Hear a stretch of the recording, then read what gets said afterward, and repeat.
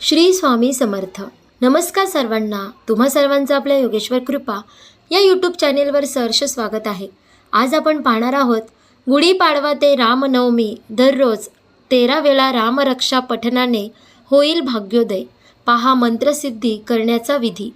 तुम्ही आता या व्हिडिओमध्ये नक्की पहा की गुढीपाडवा ते रामनवमी दररोज 13 वेळा रामरक्षा पठणाने कोणते फायदे होतात. दरवर्षीप्रमाणे यंदाही 19 ते 26 मार्च श्रीराम नवरात्र साजरी केली जाईल. या काळात रामरक्षा मंत्र पठणाने होणारे चमत्कारिक बदल अनुभवा. यंदा 19 मार्च 2026 रोजी गुढीपाडवा आहे आणि त्या दिवसापासूनच चैत्र नवरात्र सुरू होणार आहे किंवा सुरू होत आहे. तिलाच राम नवरात्र असेही म्हणतात, कारण या कालावधीत प्रभू श्रीराम चंद्राने दृष्ट रावणाचा वध करून सीतामाई आणि लक्ष्मणासह 14 वर्षाचा वनवास संपवून अयोध्येत आगमन केले होते. तो दिवस उत्सवासारखा साजरा करण्यात आला होता. अयोध्यावासियांनी दारोदारी गुढ्या तोरणं बांधून रांगोळ्या काढून सजावट करून श्रीरामाचे स्वागत केले होते. गुढी हे श्रीरामांच्या विजयाचे प्रतीक म्हणून उंच बांधले गेले. तेव्हापासून हा कालावधी श्रीराम नवरात्र म्हणून साजरा होऊ लागला. ही नवरात्र रामनवमीला म्हणजेच 26 मार्च 2026 रोजी संपेल. यंदाही आपण श्रीराम नवरात्र साजरी करणार आहोत, पण थोड्या वेगळ्या पद्धतीने. रामनवमी निमित्त आपण उपासना करणार आहोत, पण त्यासाठी आधार घेऊया समाज माध्यमावर व्हायरल झालेल्या संदेशांचा. त्यात रामरक्षा श्रोत पठणाचे महत्त्व आणि ती सिद्ध कशी करता येईल याचा विधी दिला आहे, तो समजून घेऊया. रामरक्षा कधी व किती वेळा म्हणावी. रोज एकदा ठराविक ठिकाणी ठराविक वेळी म्हटल्याने रामरक्षा सिद्ध होते किंवा गुढीपाडवा ते रामनवमी या काळात दररोज 13 वेळा रामरक्षा म्हटल्याने ती सिद्ध होते. रामरक्षाचे इतर फायदे: 1. अशुभ शक्तीपासून बचाव करते. 2. राहू केतू महादशेचा त्रासातून मुक्ती मिळते. 3. कर्जमुक्ती व कर्ज वसुलीसाठी फायदेशीर ठरते.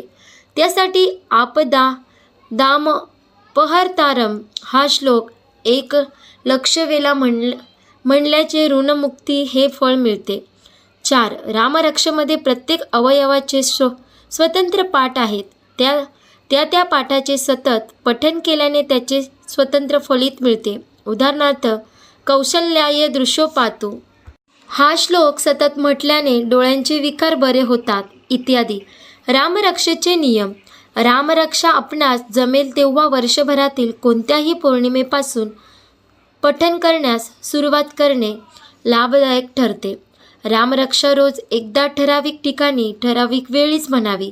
वेळ व जागा बदलू नये. तसेच त्या आजारपणात अनुकूल श्लोक पठण केल्यास आजारपणातूनही मुक्ती मिळते. या श्लोक पठणाचे 15,000 पाठ जप करणे. जपाच्या बरोबरीने आजारी व्यक्तीच्या नावाने अभिमंत्रित केलेले श्री रामरक्षा सिद्ध यंत्र सतत जवळ ठेवावे, म्हणजे त्वरित आजारपणातून मुक्तता मिळते. हातपाय धुवून शुचिर्भूत होऊन रामरक्षा म्हणण्यास हरकत नाही. कुमार वयातील मुलांनी तर रामरक्षा नित्याने अवश्य म्हणावी. त्यामुळे वाणीवर पण योग्य संस्कार होतात व नित्य रामरक्षा पठणाने शक्ती उत्पन्न होते व ती आपले सदा सर्व काळ रक्षण करते. आबालवृद्धांनी पण नित्य रामरक्षा म्हणावी. त्यांच्यापासून निश्चित फायदा आहेच. रामरक्षेचे अनुपालन करण्याची पण पद्धत आहे. कोणत्याही महिन्याच्या शुद्ध प्रतिपदेपासून सुरुवात करून शुद्ध नवमीपर्यंत हे अनुष्ठान करतात. प्रतिपदेला एकदा, द्वितीयेला 2दा याप्रमाणे चढत्या क्रमाने वाचून नवमीच्या दिवशी 9 वेळा रामरक्षेचा पाठ म्हणावा. अनुष्ठान म्हटले की त्याच्या यमनियमाचे पालन करणे झालेच याचा अनुभव आल्याशिवाय राहतच नाही. श्री रामरक्षा या श्लोकाचे महत्त्व काय आहे? श्री रामरक्षा या शब्दाचा अर्थ रक्षण करता राम असा आहे. प्रभू रामचंद्रांना मर्यादा पुरुषोत्तम असे म्हणतात. प्रभू रामचंद्राचे चरित्र अवलोकन केल्यास आपल्या असे लक्षात येते की प्रभू रामचंद्रांनी राजा, पिता, बंधू, पती या सर्व नात्यांनी मर्यादा सांभाळून एक फार मोठा आदर्श घालून दिला आहे. बुध कौशिक ऋषींच्या स्वप्नात जाऊन प्रत्यक्ष प्रभू रामचंद्रांनीच रामरक्षा हे श्रोत सांगितले आहे. त्यामुळे रामरक्षा श्रोतातील प्रत्येक अक्षर हे मंत्रमय व तारक असे आहे. रामरक्षा श्रोत ऐकून किंवा वाचून होणारे फायदे. 1. शारीरिक आरोग्य. या श्रोताच्या वाचनामुळे असंख्य मानवांना शारीरिक आरोग्य मिळाले आहे. रामाच्या नावाची गुणगाथा वाचन करण्यामुळे शारीरिक आरोग्य वाढतो. 2. आध्यात्मिक उन्नती. रामरक्षा श्रोत वाचन केल्याने आध्यात्मिक उन्नती होते. 3. मानसिक शांती. या श्रोताचे वाचन किंवा श्रवण केल्याने मानसिक शांती मिळते. 4. आत्मप्रतिष्ठा. या श्रोताचे वाचन केल्याने व्यक्तिमत्वातील संवाददार आत्मप्रतिष्ठा वाढते. त्यामुळे आत्मविश्वास वाढतो. 5. भक्तिभावना. रामरक्षा श्रोत रामभक्तांना रामाच्या प्रती अधिक भक्तिभावना वाढवते. त्यामुळे भक्ताच्या मनात श्रीरामांच्या विषयाने त्यांच्या महत्त्वाच्या आकर्षणा जागृत होतात. रोजच्या जीवनातील कुठल्याही प्रहरी रामरक्षा म्हटली तर प्रचंड प्रमाणात ऊर्जा तयार होते.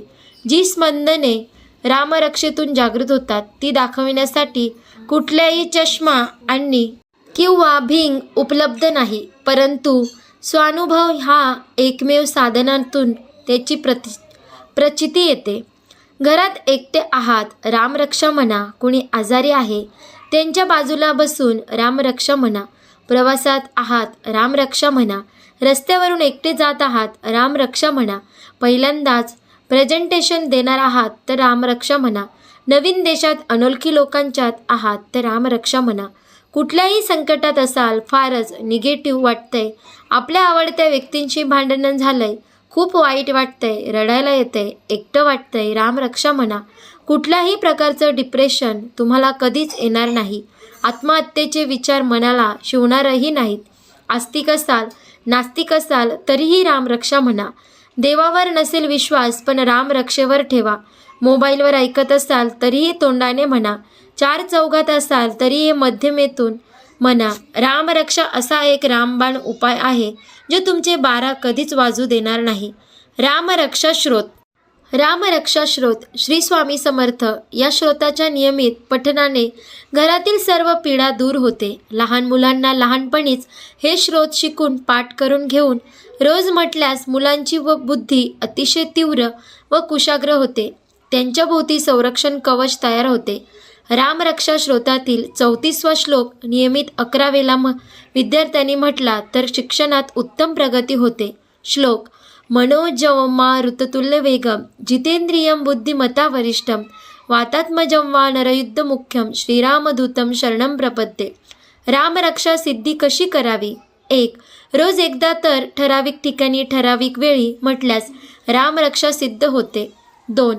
गुढीपाडवा ते रामनवमी या काळात दररोज 13 वेळा किंवा 3. अश्विन प्रतिपदा ते नवमी म्हणजे शारदीय नवरात्रात दररोज 13 वेळा पठण केल्याने रामरक्षा सिद्ध होते. रामरक्षा श्रोताचे पठण करण्याचे नियम काय आहेत आणि फायदे काय आहेत? पठण करताना कोणत्या गोष्टी करू नये हे आता आपण माहिती पाहूया. आपण देवाकडे खूप काही मागतो, विनंती देखील करतो, ध्यान करतो, महादेवाचे ध्यान करतो, श्रीकृष्णाचे ध्यान करतो, श्रीरामाचे ध्यान करतो.